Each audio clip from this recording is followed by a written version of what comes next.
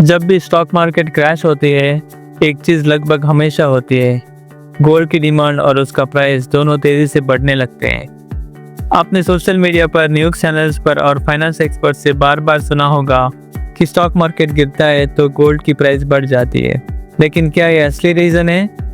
क्या ये सच में इतिहास भर का पैटर्न है? और क्या आने वाले टाइम में भी गोल्ड आपके पोर्टफोलियो को क्रैश होने से प्रोटेक्ट करेगा? आज के वीडियो में हम डिटेल में समझेंगे स्टॉक मार्केट क्रैश और गोल्ड प्राइस का मूवमेंट का कोरिलेशन। पिछले 50 सालों के मेजर क्रैशेस ने गोल्ड ने क्या रिएक्ट किया और गोल्ड कब गिरता है और कब तेज़ी पकड़ता है, और एंड में 3 सिग्नल्स जो गोल्ड की तेज़ी से बढ़ने से पहले दिखते हैं।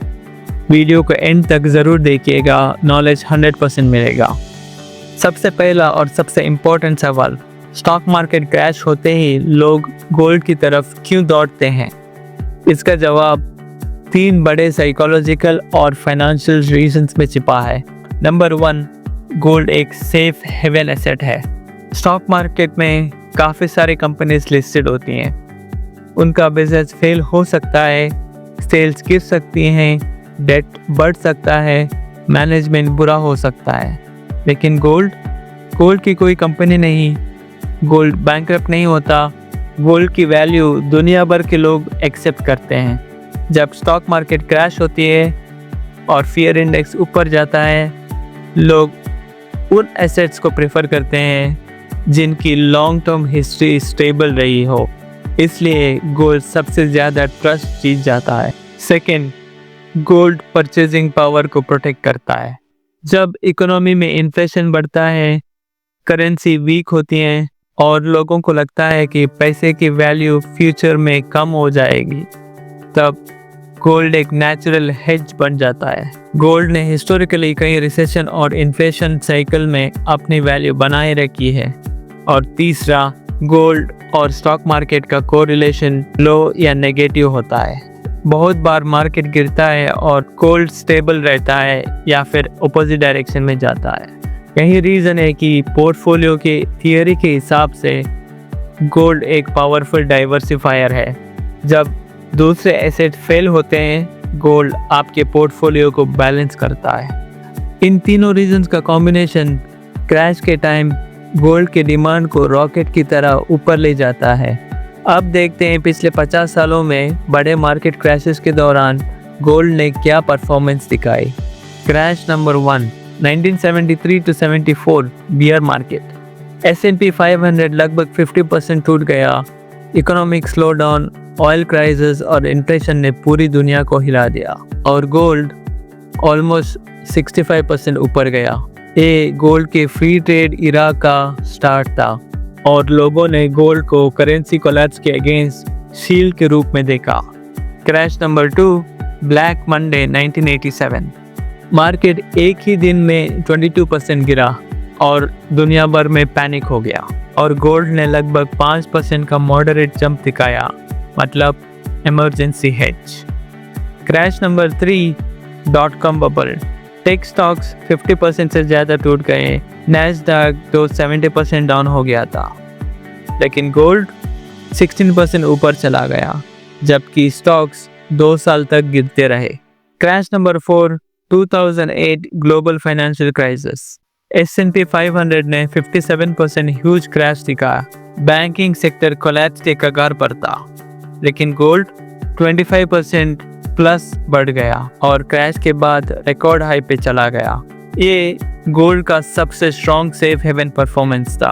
और क्रैश नंबर 5, कोविड-19 crash 2020।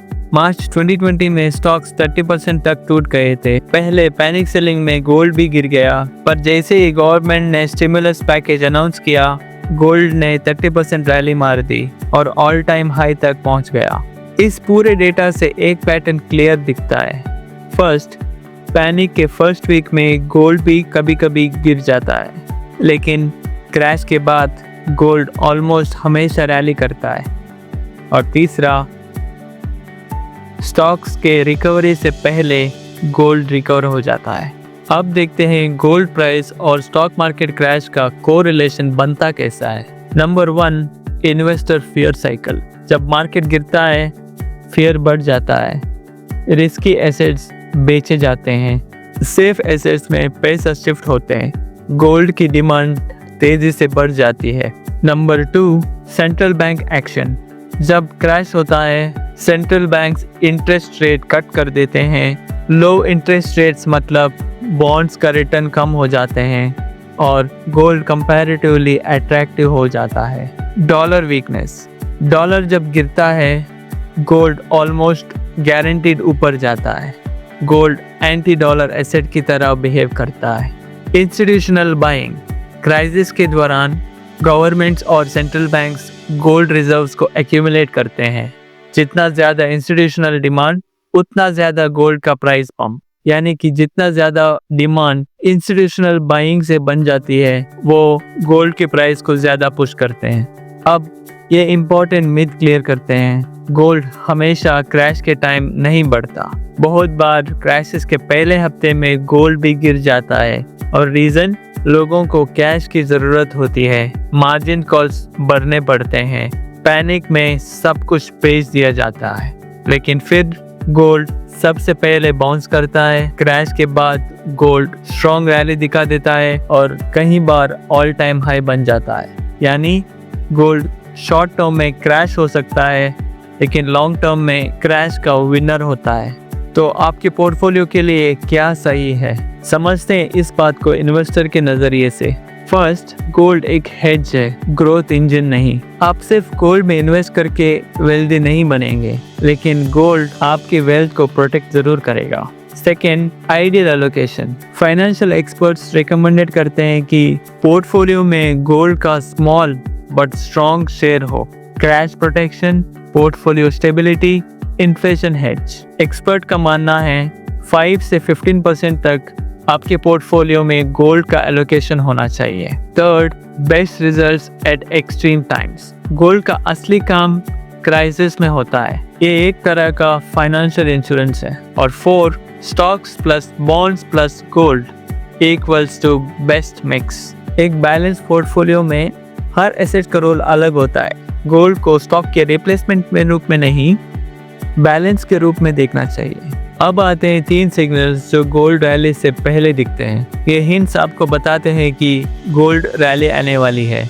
Signal number 1, dollar index गिरना। डॉलर कमजोर मतलब गोल्ड मजबूत। सिग्नल नंबर 2, बॉन्ड यील्ड्स का गिरना। बॉन्ड यील्ड्स डाउन मतलब gold up. Signal number 3, VIX index का 30 के ऊपर स्पाइक्स। विक्स फियर इंडेक्स को बता देता है, हाई फियर मतलब हाई गोल्ड डिमांड।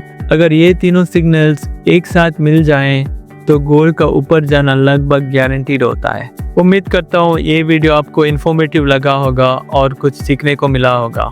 अगर आप चाहते हो कि गोल्ड वर्सेस सिल्वर कौन देगा बड़ा रिटर्न के बारे में वीडियो बनाओ तो कमेंट में मुझे बताओ, गोल्ड या सिल्वर। अगर वीडियो अच्छा लगा तो वीडियो को लाइक करो और चैनल को सब्सक्राइब करो और दोस्तों के साथ शेयर करो, क्योंकि ऐसे ही पावरफुल कंटेंट में आपके लिए लाता रहूँगा।